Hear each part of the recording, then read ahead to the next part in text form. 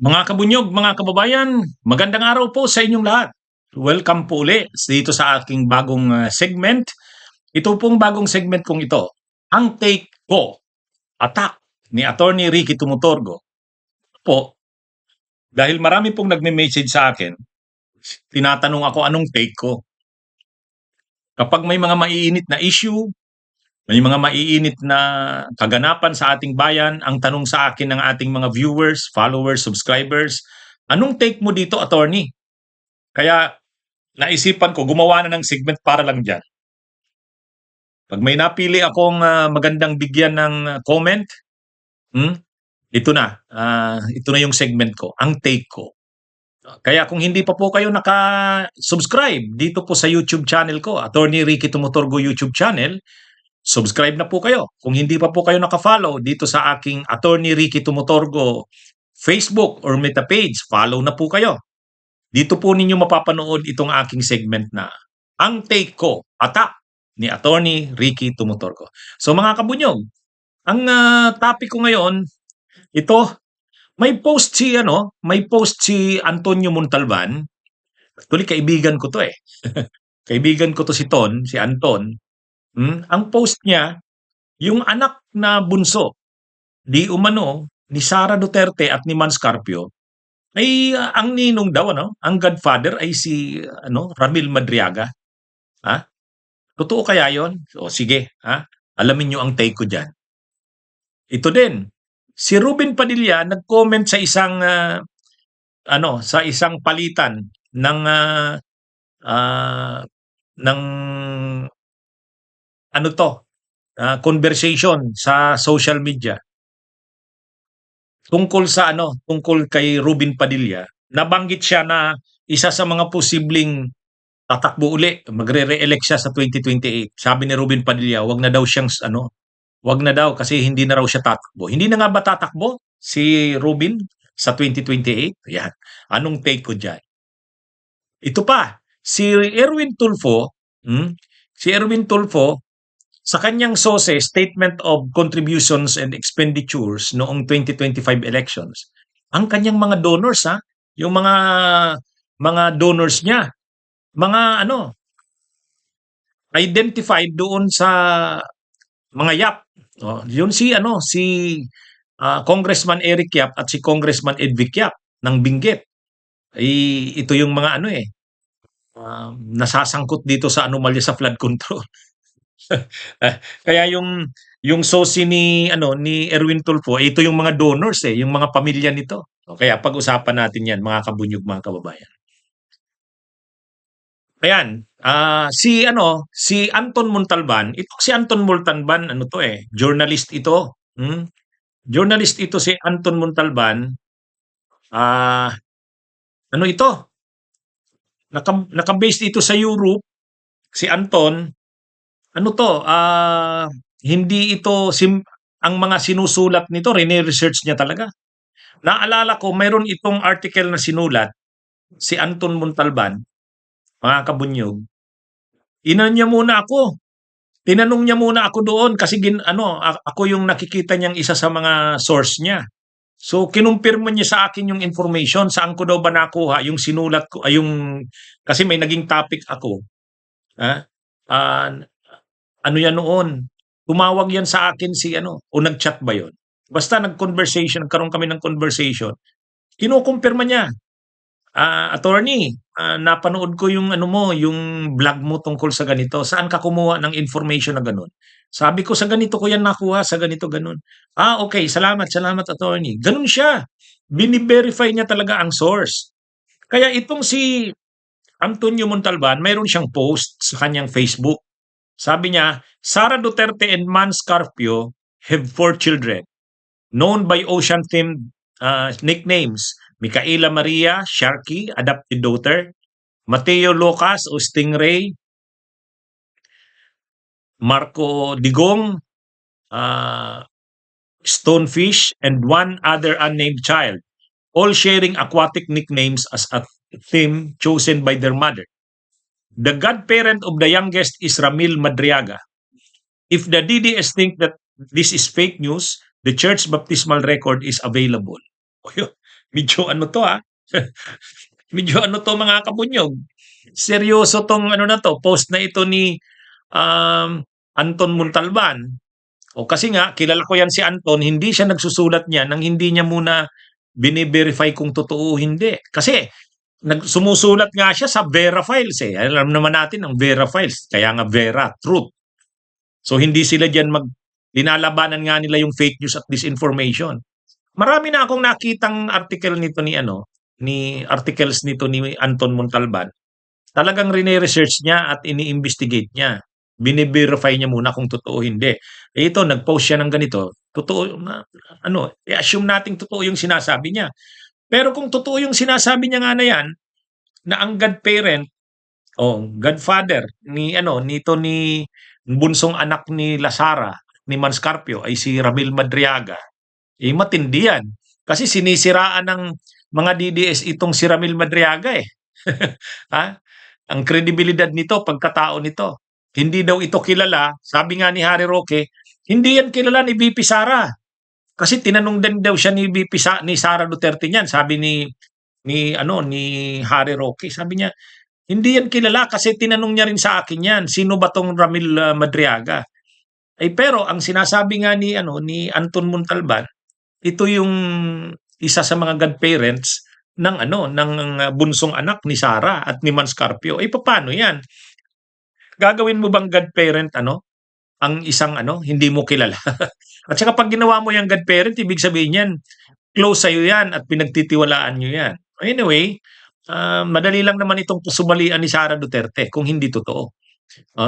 Kapag sinabi niyang hindi totoo 'yan, fake news 'yan, o di masisira na ang kredibilidad nito ni Madriaga. Kaya pero kung totoo 'yan, ano 'yun, ibig sabihin yung mga sinabi doon ni Madriaga sa kanyang sworn affidavit ay totoo 'yun. Kasi ibig sabihin, marami kasi siyang mga sabi ko nga, parang itong si Madriaga ang dami niyang alam. Eh, mukhang kung ganun nga ang level ng kanyang tawag diyan proximity, proximity ng relasyon, magkakakilala o relasyon sa mga Duterte lalo kila Sara, ganun pala 'yon. Eh di ibig sabihin medyo reliable yung kanyang mga sinasabi, credible siya. Hmm? At isa pa, alam naman natin yung kumakalat na si Sara Duterte nga ay pumupunta doon sa kulungan nito ni Madriaga sa Camp Bagong Diwa. Ngayon, sabi ni Attorney Palad, yung abogado ni Madriaga, pumunta daw ng BJMP si Sara Duterte. Kung hindi man daw si Sara, yung tao nito na nagngangalang Joyce, balik-balik daw doon. Kinukontak talaga itong si Madriaga.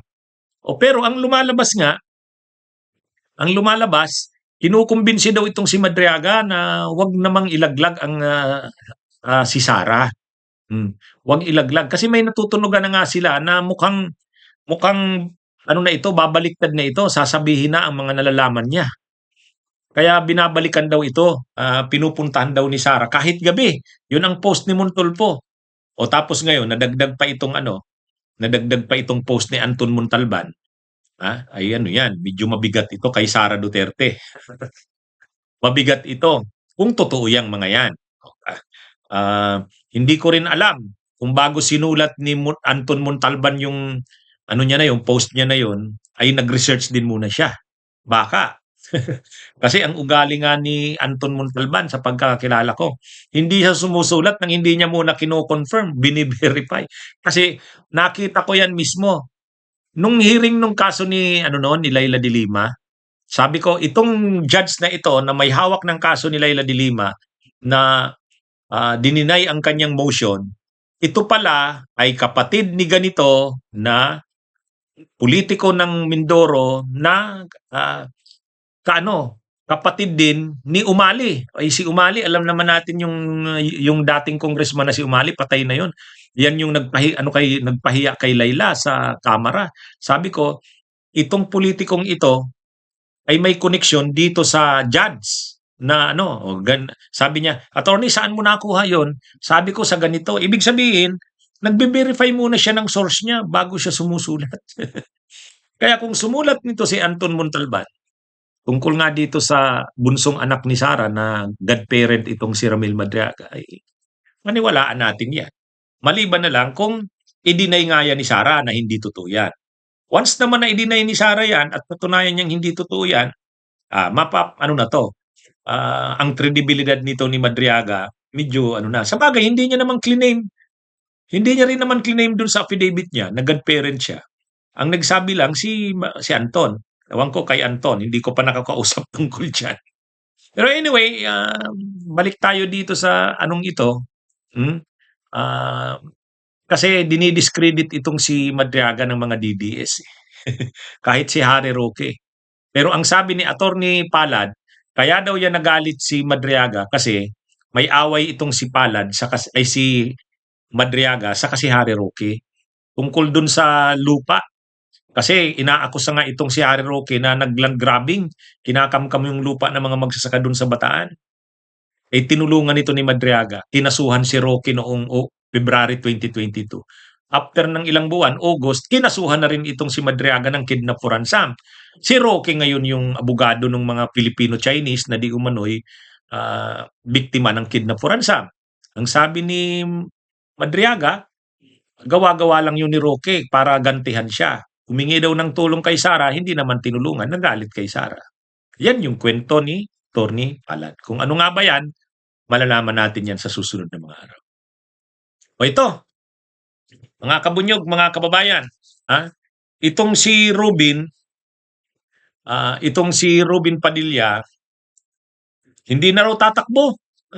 Hindi na raw tatakbo sa 2028. Sa isang conversation nila nitong isang DDS, ito DDS na DDS ito, itong si Jack ano to? Lagi ko tong Sir Jack Agorta. O nag-post itong si Sir Jack Agorta, sabi niya, "Ako po ay alam ko masyado pong pang maaga, pero ito ang line-up na gusto kong maging mga senador na dapat at kailangang makasama ni Presidente Sara Duterte sa 2028 national election." Ito yung mga pinangalanan ni Jack Agorta. Arguta pala, sorry. Chis Escudero, Alan Peter Cayetano, Rowena Guanzon, Grico Bellica, Vic Rodriguez, Jimmy Bundok, Mike Defensor, JV Hinlo, Raul Lambino, Richard Mata, Ruben Padilla, yon pinangalanan si Ruben Padilla, Israelito Torion, ito yung kanyang mga binanggit. Ngayon, mukhang siyempre, friend niya yata dito si Ruben Padilla kasi mga DDS to eh. Sabi ni Ruben Padilla, "Maraming salamat po. Pero wag nyo na po ako isama sa line-up at hindi na po ako tumatakbo sa 2028. Mabuhay po." Sinagot naman siya ni Jack Arguta, "Ruben Padilla Idol, baka pwede kang mag-vice presidente kay Presidente Sara Duterte. Kailangan ka po ng taong bayan, please." Ito yon. So ito yung post ni actually lumabas lang yung gano'n na hindi na siya tatakbo sa 2028. Sagot niya doon sa DDS na si Jack Arguta. Itong si Jack Arguta, nagpo-float siya ng mga pangalan. O ngayon, totoo kaya yan na hindi natatakbo si Robin Padilla? Pwede. Anong take ko diyan? Pwede. Pwede talagang hindi natatakbo yan. Siguro nahiya na rin. Siguro nahiya na rin si Robin Padilla. Wala siyang nagawa. Wala siyang nagawa. Siguro naman na-realize niya sa Senado na hindi sasapat yung sikat ka. Okay, mananalo ka sa Senado na sikat ka. Sa kasikatan mo mananalo ka, artista ka eh. Ang mga botante naman bumubuto kung kaninong sikat.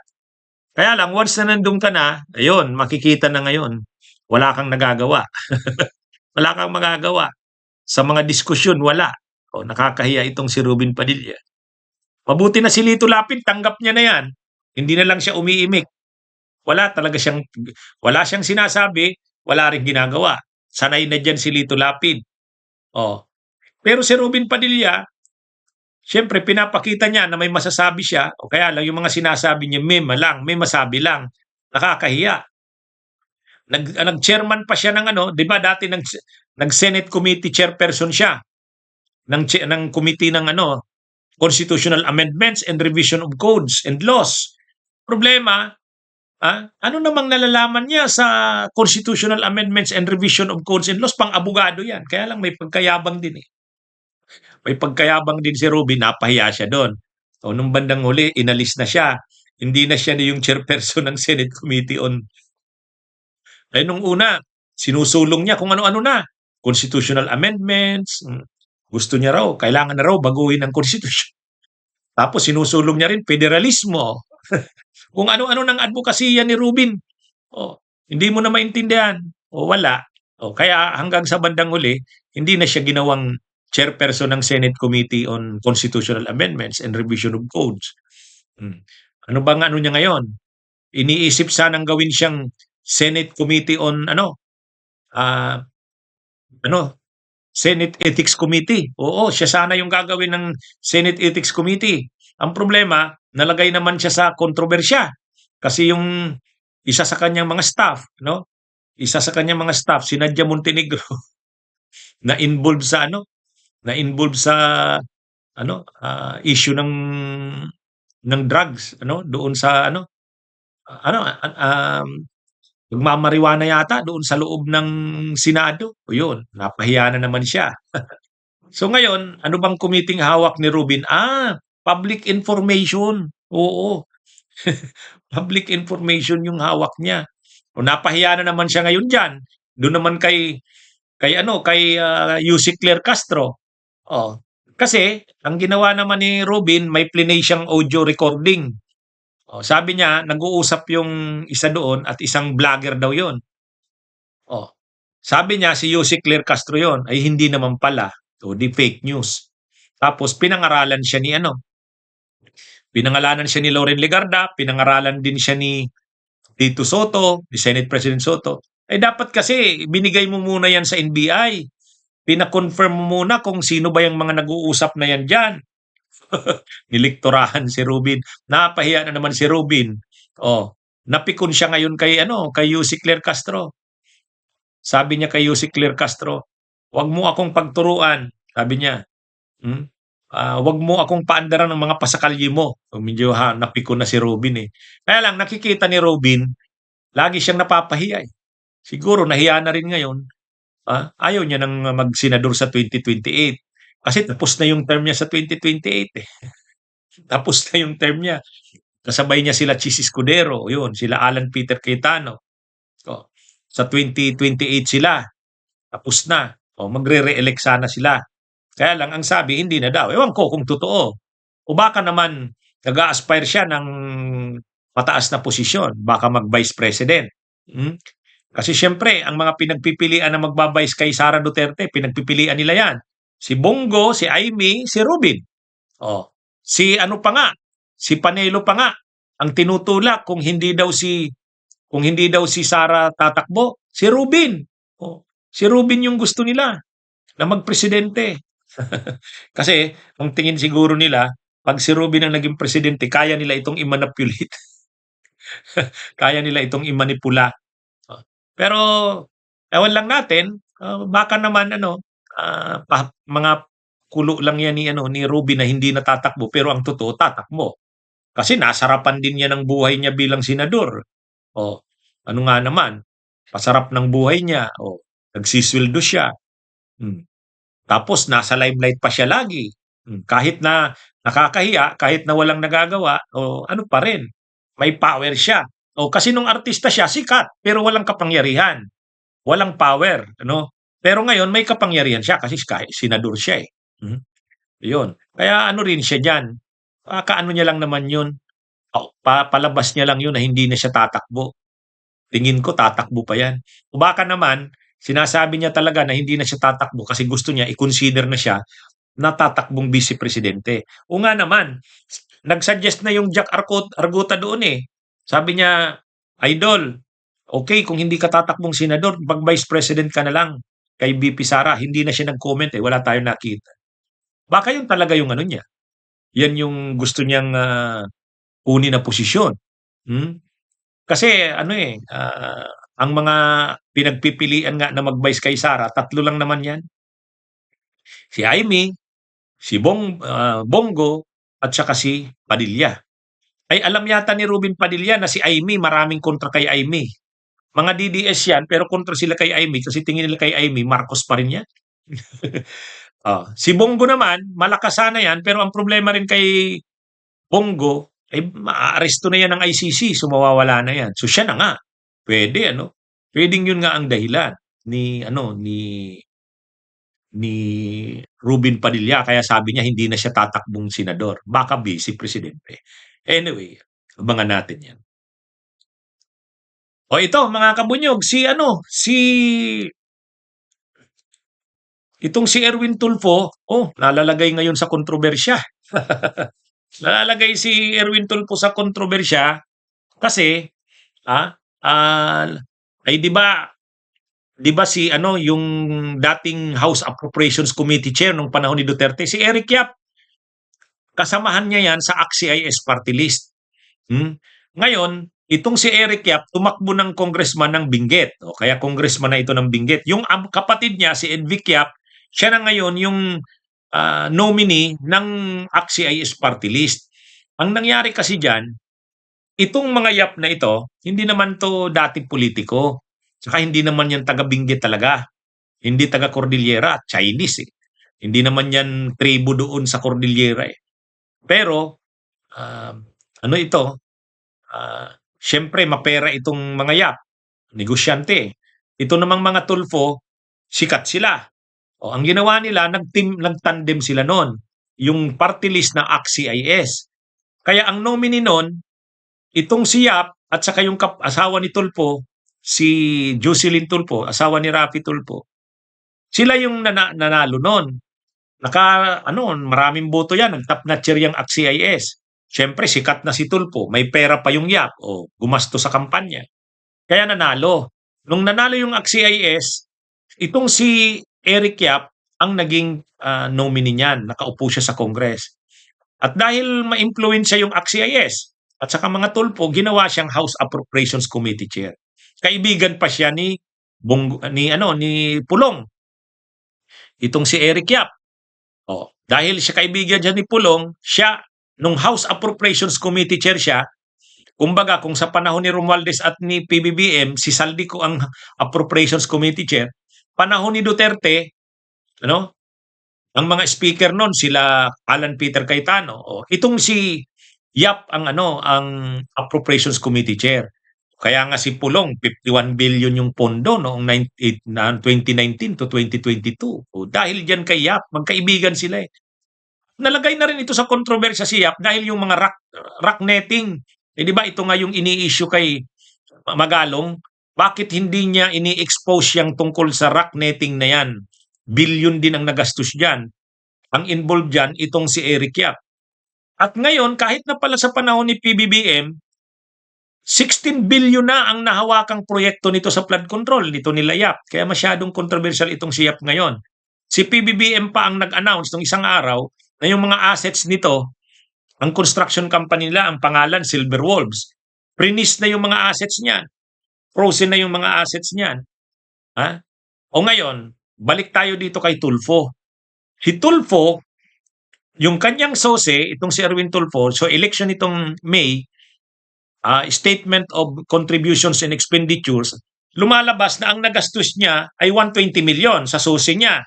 Ngayon, ang dineclare niya na mga donors niya o nag-contribute sa kanya ng malaki ay yung Earthyard Corporation saka Ever Young Industrial Sales. Itong mga corporations na to, Earthyard Corporation saka Ever Young Industrial Sales, ito ay mga pag-aari ng mga Yap. Kita nyo na? Kaya ito, magkakaproblema na naman to si Erwin Tulfo. Kasi bawal yung mga construction companies na mga juridical persons at natural persons na may kontrata sa gobyerno. Ay ang mga Yap, ang dami nilang kontrata sa gobyerno. Mayroon silang mga korporasyon, yun na nga, yung Silver Wolves, saka itong Earthyard Corporation, Ever Young Industrial Sales. Ito yung nag-reflect ng mga donors ni Erwin Tulfo. Di parang katulad din ang nangyari yan kay Chis Escudero, kay Joel Villanueva at kay Marcoleta. At yung ina yung mother ni Eric Yap, itong si Victoria Guyap, ay nag-donate sa kanya ng 45 million. 45 million. Oh. At yung isa pang stockholder doon sa Silver Wolves Construction, si Richard Chiong, nag-donate din sa kanya ng 15 million. So ibig sabihin, itong sila Richard Chiong 15 million, si Victoria Guyap na mother ni Eric Yap, ito yung mga nag-donate ng mga sa kampanya ni Erwin Tulfo noong 2025. Dineclare niya mismo yan sa sosi niya. O kaya delikado siya ngayon dyan. Maiipit siya dito. Kaya at ano talaga ito, makikita talaga natin mga kabunyog, mga kababayan. Itong mga Yap at itong mga Tulfo, magkakasama sila sa CIS. Ang mga nakaupo ngayon na congressman ng CIS, yung asawa ni Rapi Tulfo, si Jocelyn Tulfo, at saka yung kapatid ni Eric Yap, si Edvic Yap. Kaya kasi ito yung ginagamit nilang bihikulo ng kanilang impluwensya at kapangyarihan at negosyo, itong CIS party list. Kaya tama talagang i-reforma na yung party list na yan. I-reforma na yan. Kaya tama yung Senate bill ni Bam Aquino na party list reform law, bill. Kaya hindi naman dapat alisin ang party list kasi nakakaano din yan, nagkakaroon ng boses nagkakaroon ng boses ang mga marginalized. Kaya lang ang problema nga, nakokontrol nitong mga negosyante, malalaking politiko, tulad nga nitong nangyari dito sa mga Yap na sila yung nag-finance ng CIS, tapos yung kasikatan naman ng Tulfo, yun, nanalo. Isa ito sa mga malalaki ang boto na party list. Itong CIS. At ngayon, ang lumilitaw, yung Yap at saka yung Tulfo, magkaano sila? Parang magkaka-partner. Partner sa party list na yan, partner din sa negosyo. Kaya lang, ang mapapahamak dito si Erwin Tulfo. Kasi nakadeclare niya sa kanyang SOSE, Statement of Contributions and Expenditures, na itong mga Yap ang nag-donate sa kanyang kandidatura nitong 2025 elections. Ang problema, yung mga related na yan sa mga Yap, na mga korporasyon, tulad nung sinabi ko, Earthyard Corporation, Everyang Industrial Sales, identified na may mga kontrata sa gobyerno. Ganun din yung mother mismo ni Eric Yap. Mga contractors, mga stockholders nung Silver Worms Construction, 45 million ang dinonate sa kanya, at itong si Richard Chio, 15 million. Malalagay talaga siya nito sa alanganin. Anyway, kaya lang ito naman kasing COMELEC, yan naman yung nakakadismaya dyan sa COMELEC. Ang dami ng mga ganyan na paglabag. Mga juridical persons, natural persons na nagdo-donate sa mga politiko. Pero pinapalusot ng COMELEC tulad ng ginawa nila kay Chis Escudero. Yan din ang nakakalungkot. Pero kung titingnan dito, napakalinaw naman. Yung pagbabawal ng batas na yung mga may kontrata sa gobyerno ay huwag magdo-donate sa mga politiko. Wala. Nagiging nakakatawa-tawa lang.